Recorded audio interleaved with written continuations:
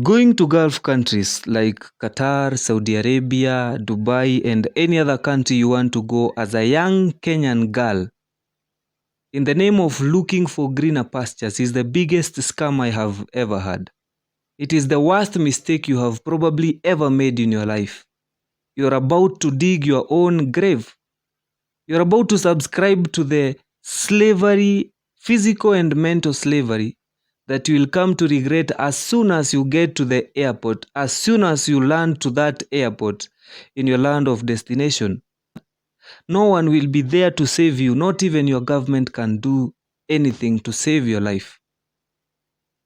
Now, hello and welcome to Kim Explains. I'm Wilson Kimani Nganga. I'm here to explain to you why you don't need to go to those countries and why you better stay in that country of yours, Kenya. Sleep hungry in your own countries than go to those wealthy countries and to be a slave of your own self. To understand me, I have to take you back through the process to which you go through until you get to that country. Now, take an example. You're coming from Kenya and you're going to Qatar. The first thing to happen is that you are going to meet an agent. Let's call that agent X. And that agent will tell you that you are going to the Gulf country. Maybe you are going to Dubai for a job that you are going to earn well doing a very simple task. Now, this agent will pay all your expenses, including your passport fee, your transport fee from the airport to the other airport in the other country, and pay for you the medical fee that you need to go through before you even land on that airport. Now, the first question, even before you question what job you're going for or what you're going to do, ask yourself, this agent has paid all these expenses. Do you think it is for free or do you think it is out of love? You're even not their brother. You're not even related to them. Why then do they need to do all these acts of kindness to you? Why do they have to even pay for all your expenses? If you don't find any reason, then your guess is as good as mine. Then number two, from that agent, we have another agent in that country of destination. If, for example, you are going to Dubai, in Dubai, there's another agent. Let's call that agent Agent Y. Now, Agent Y is waiting for you. And that Agent Y will receive you from Agent X back in Kenya. Now, what you don't know is that Agent Y will buy you. Underline the word buy. Agent Y will buy you from Agent X for certain amount of money. Now remember and take note of this in bold. This amount of money should not be less than what the Agent X back in Kenya used to facilitate your movement from Kenya to that country plus profit. Now, according to the small research I have done, I have found that the transport fee, the passport fee, your medical cover takes about between 250 to 300,000. Now, this is the amount the Agent X back in Kenya used to facilitate you. Now, that agent has to make profit. So, at the very least, they will sell you to the Agent Y now in Dubai at about 500,000 Kenyan shillings. About 200 and 250,000 is their profit.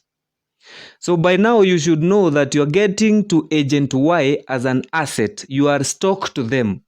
Now in your language, in the simplest language that you understand, probably in your mother tongue, how do you understand when you hear as an inventory of human being? In my understanding, the simple understanding I have, human stock is called slave. So by the time you get to the Agent Y from Agent X, you're already a slave. From where we stand up to this moment, you are at the hands of Agent Y. Now, in that country, Agent Y will know how you are going to live in that country before you get a family or a job that you are going to do. As a lady, you're most probably going as a house help. Now, so that agent will look for a house maybe where you will live for a week or two before you get a family where you can go and work. At the point you arrived at Agent Y, they confiscate or they take your passport and they take everything that is valuable, like phones.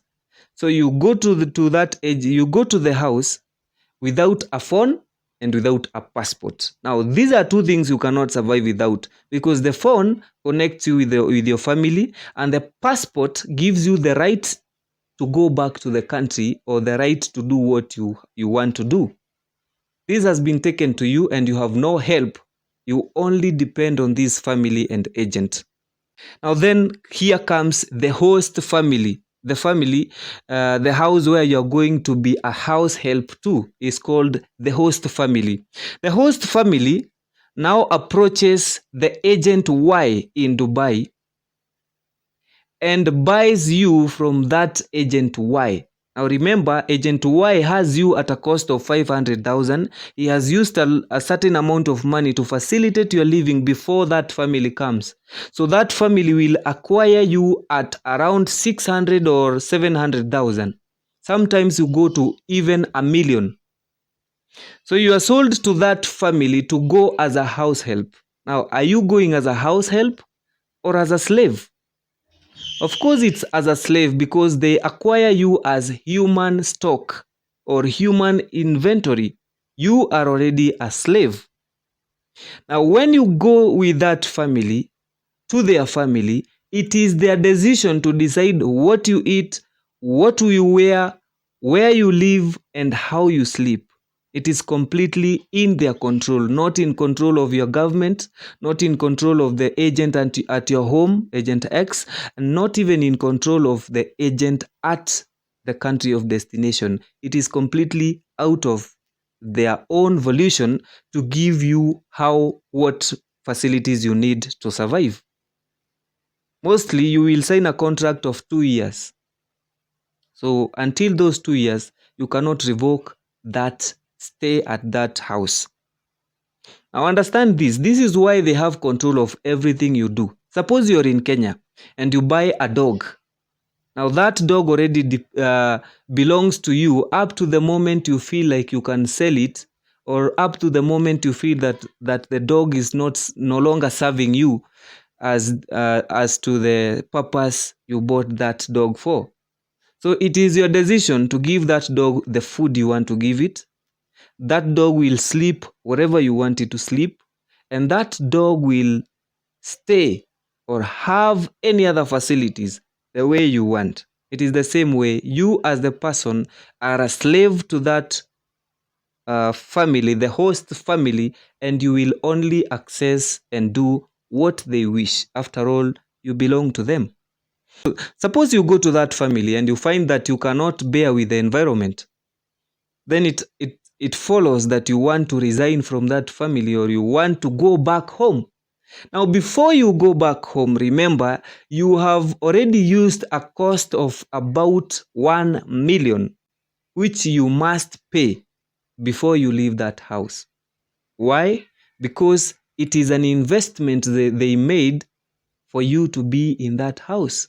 For you to leave that house, you are either supposed to have paid in total the amount of money that the host family paid, or if that is not possible, you may even go back home dead, because when you are dead, then you mean nothing to that family and you're already a burden to them, and in simple terms, you cannot do anything for that family. So ask yourself, you came from country Kenya because you did not have money, and because you're looking for greener pastures where you can earn better. Then what is the probability that you can even raise half of the money they use to facilitate your going to that host family to have the permission to go back home before paying the amount of money they invested for you? If the chances are zero, then from this moment you should start cancelling your plans to go to Gulf. Suppose you're not able to live in that family and you're not able to pay that amount of money that you are bought with. As a slave, you are not able to save yourself.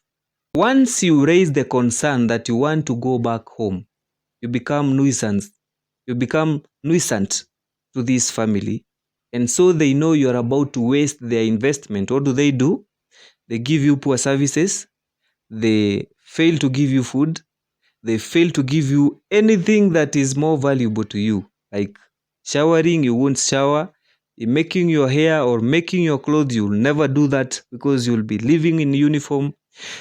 And they will, at some times, they will close you inside a room where you're not eating and you're not doing anything. You're not even getting water until you change your decision.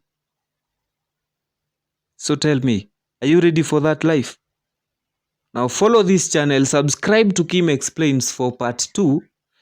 I will be explaining what will happen to you if 1, you're not able to raise the money to pay back. 2, you are still insisting that you want to get back home. What can you do to get back home? What can you do? Please stay at home, sleep hungry at home, and don't even dream of going to the Gulf country.